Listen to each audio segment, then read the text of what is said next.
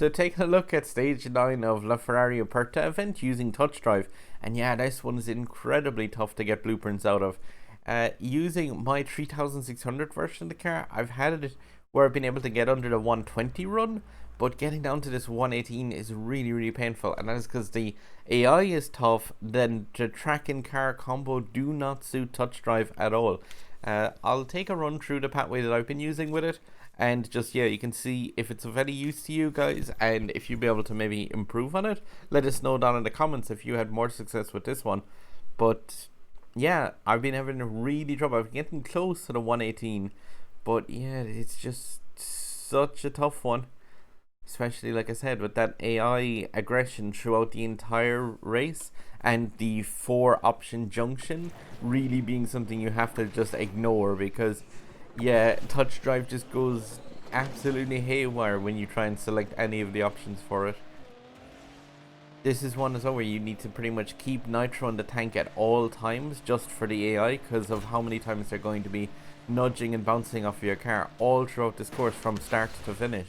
So anytime, like I said, like there, where you have an AI car rub up against the side of your car, yeah, just give it one blast of nitro of any variety should kind of make it think twice about doing it. Here, I'm gonna just save up nitro. Don't 360 on that ramp, by the way, because I've ended up in the water and the side walls. But a little boost to get back up to some speed, and then just, like I said, completely ignore that middle junction area thing. If you try any of the paths with it, I found TouchDrive just seems to get completely baffled by the angles and stuff going into it and coming out of it. And really, it does just eat the speed off of any TouchDrive run.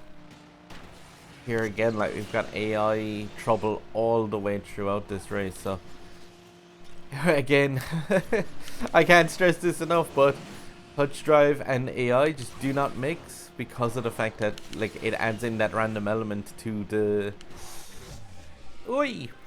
it adds in that random element to the AI of TouchDrive, where it's just like it's getting nudged and it doesn't know what to do while it's being shoved. And yeah, it's just that's not an easy time in TouchDrive. It's possible, but that's a 3600 version of this car.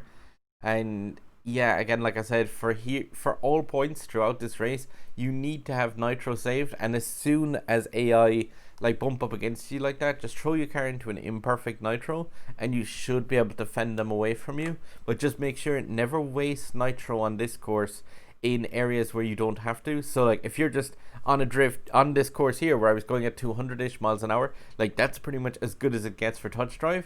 I nitroed here when I landed because of the fact that, yeah, I landed at 130.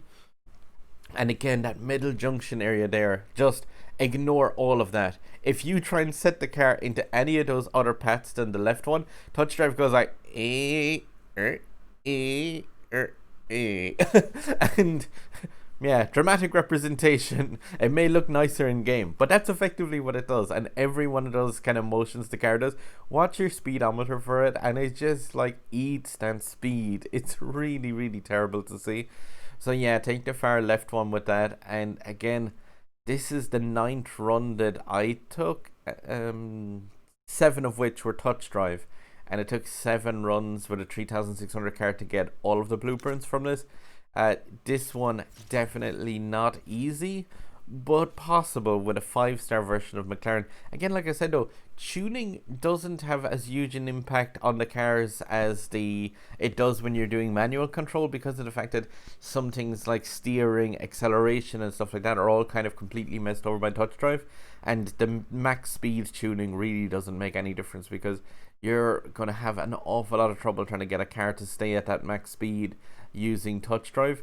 So you should be able to get, at least like I said, these 2 blueprints should be okay with that pathway, depending on how much AI interference you get. But this 118 one is nightmarishly tough. Alright guys, I'm gonna stop waffling. There's a sub button over my head here, and there's other videos from my channel over here. I really do appreciate it, and if you click on the sub button, I'll try and keep on top of all the days in this event on both manual and TouchDrive control, and just let me know if they help you out or if there's any other tips and advice I can give you down below in the comments. Okay guys, drive safe and happy farming.